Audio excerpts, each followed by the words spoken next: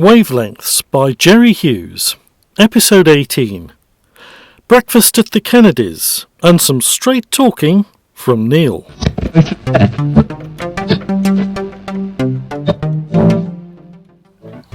What did Chance have to say earlier on the phone? Mostly he was wondering how Uncle Alistair was. When he saw him at Christmas, he thought the old boy had gone downhill somewhat. Well, I don't think your Auntie Agnes helps. She does nag him a lot. Yes, I know.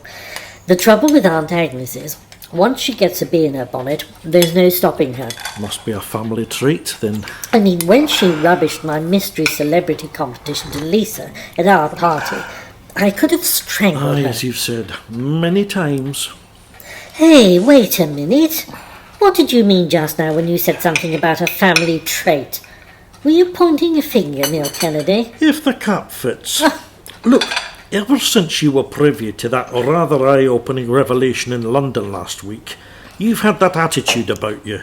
What attitude? That you've got potential blackmail fodder once again. I don't know what you mean. It was the same with those photographs of she and Mark snogging.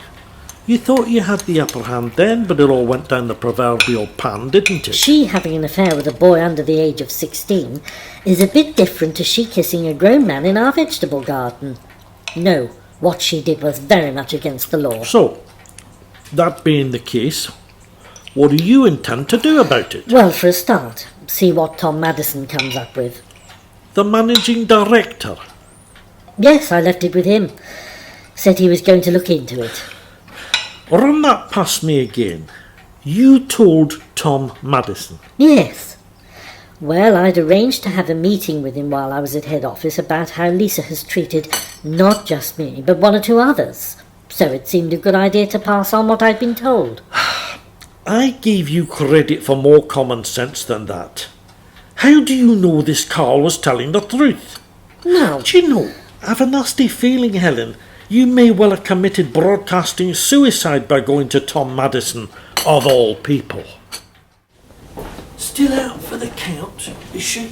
What do you want? I trust you have been home in between vigils. What's it to you? Normal concern from a caring son to his old dad, that's all. You'll be worn out. You wouldn't know what caring or concern was if it poked its tongue out at you. You got me all wrong, Peter. Like hell I have. Do you know the truth? Truth? About old Sleeping Beauty then? The only truth I know is that she ain't come round since they brought her in, and that things don't look too good. Is there a chance she mightn't come round then? Nobody really knows.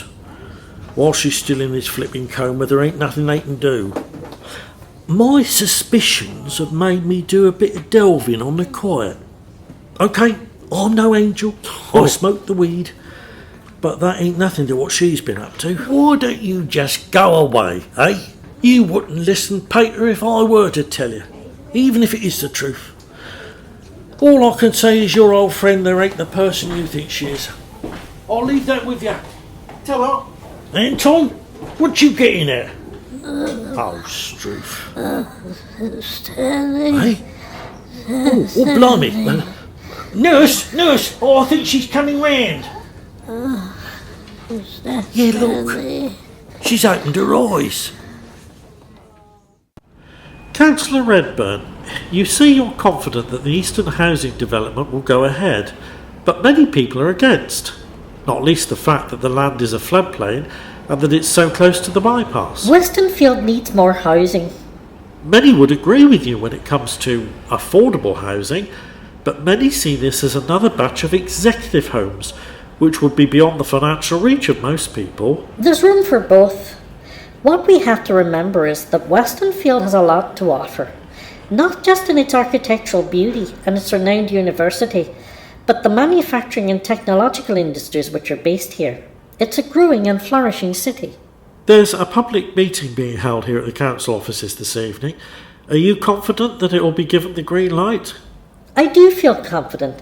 At the end of the day, Westonfield has a great deal to offer, and to restrict those people who would wish to relocate here, and indeed to keep those born and bred citizens from having to leave, would be a terrible shame. Going back to the site itself, there is much concern from conservation groups that wildlife and biodiversity would be in danger. Well, of course, we, the council and the proposed developer, are working with the local wildlife trust and the various conservation groups to address this. Councillor Redburn, thank you very much for your time. Westernfield 185 will of course be covering that public meeting this evening and will be bringing you the latest. Thanks again, Councillor Redburn. I'll be here tonight myself. What time is this particular interview going on air? The 1 o'clock bulletin, so I'd best get back to the studios. Okay, well, as I say, I can't emphasise enough how important this all is. I do envisage trouble at the meeting, but I'm confident that it's all wrapped up and we'll go ahead. Yeah. Just one point of interest. You mentioned during the recording that the proposed developer was working with yourselves and the local conservation groups. That's right. Just for the record, who is the proposed developer? Downham Developments over at Minster Wood. Oh, right. I'd heard that Lionel Freeman Contractors at Fieldford were in the running. If Morris Newbury had his way, yes. But that's not going to happen.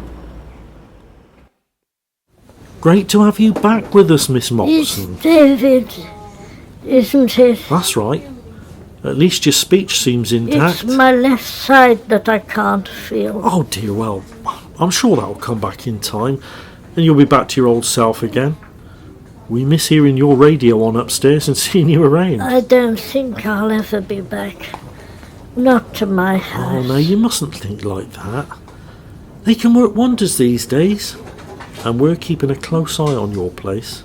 Going every day to check. Thank you. David, I made plans for something like this happening some time ago. I want you to do something for me. Look, I think you ought to get some rest, Miss Moxon. The nursing staff will probably throw me out for overtiring you. I do feel very tired. Right, then you say no more. Have a good sleep, and no doubt Stan will be with you this afternoon. I'll come back this evening if you like. Yes, please. David, make sure you come back alone. What I have to say is for your ears only. Did you have a good journey down? Train was about 20 minutes late. Work on the line somewhere or other, you know. Kate, could you get Tom and I a jug of Colombian, please, and some cookies? I think there's some ready. I'll have a look. Oh, Tom, how are you? Oh, fine, thanks, Kate. Yourself? Yes, very well, thanks. Good. Come on in. Cheers. Just off the High Street near the Woodlands restaurant. Take a seat. Have you had much interaction with you-know-who during the past few days? Only during the meeting she, Mark and I had about starting the station's podcasting service. No conversation about the you-know-what? I've deliberately avoided it. Have you uncovered anything? I don't know. All I do know is that I've had the course attendance list printed off. Here, take a look through. There were quite a number in attendance during those 2 days, it would appear. Oh, yes, it was a very successful course.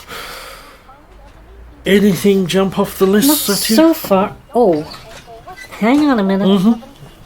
Yes. There you go. I'll pour it over for you. Thanks, Kate. No. There is one name on this list. And? A guy from my past. His name is Carl Russell, and I am rather taken aback. Carl Russell. Yes, now let me see. Mancunian FM. Yep, that's Manchester. what it says here, and it fits. He and his partner Flick went back to Manchester after he quit Traffic Info. Oh boy. Now, Tom, my imagination is running rife. Blimey, I just don't know what to do for the best. Hey, you wait there. Oh, Kev, it's you. Thank the Lord for that. I'm upstairs. I have a feeling you'd be here.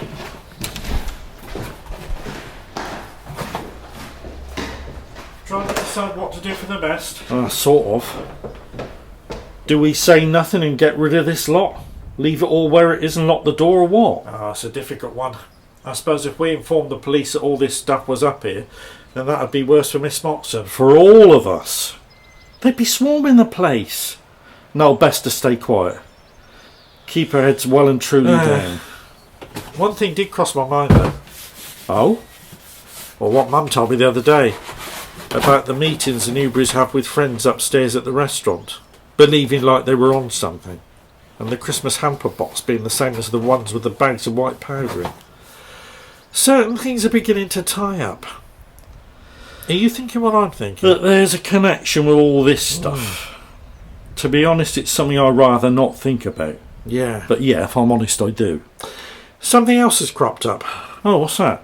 I recorded an interview with Councillor Redburn at their offices today, and, off the record, she told me that my dad is not in the running for the Eastern Development contract. So who is?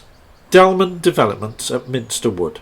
And you don't think your dad knows anything about that? If he doesn't, then he very soon will, after I've had a chat.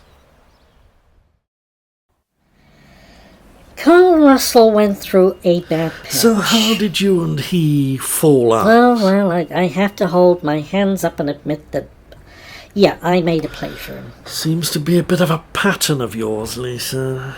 Yeah, sure, Tom, okay, I deserved that. I told him that if he left his partner Flick and went with me, I could help him get out of his redundancy threat. Oh. And if he stayed with her, he could say goodbye to his job. Oh, I see. Well, he took exception, told me where to stick it, and walked out. So he would then have every reason to badmouth you. Undoubtedly. Not that we can prove that he has. His being on the podcasting course could be purely coincidental. Helen may not even have spoken to him. Well, you know what we have to do, Lisa, and that's talk to Helen. Oh, but is that wise, Tom? I mean, since she's been back from the course, she hasn't even mentioned it. Perhaps not, but you know how she feels about having lost her old PM show. Yeah. And how much she dislikes you. I reckon she would see this latest information as a new bit of ammunition. But what about you? She obviously doesn't realise you were the one director that believed Greg Kiesland and I at the time and didn't want me to go. Yes, but I'm afraid I don't see any other option. If we tell her the truth, then this new ammunition of hers will become less effective. True.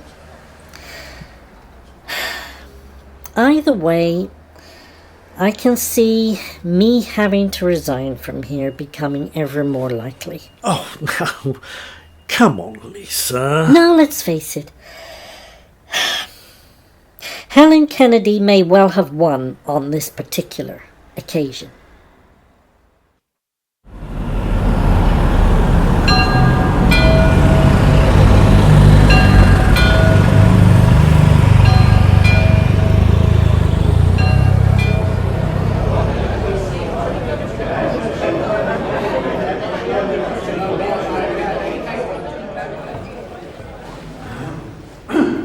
The problems of building on a floodplain are not insurmountable. Many other developments have been made in such locations. As long as suitable drainage is in place before even the footings are put Well down, done, Dad. then there shouldn't But be I any reckon you're problem. wasting your time. You're right, Kevin. Anton. Blimey, you made me jump. Didn't know you were sitting near me. He's wasting his time. Because if Morris Newberry gets kicked out, then your father won't get that contract. You know more than you're letting on, don't you? Stay tuned, as they say in your business, young Kevin.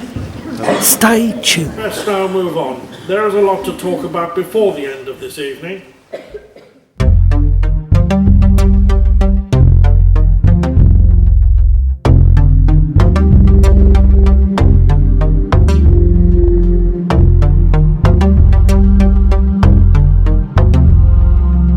Wavelengths is written and performed by Jerry Hughes. The music is by Gary Dawes.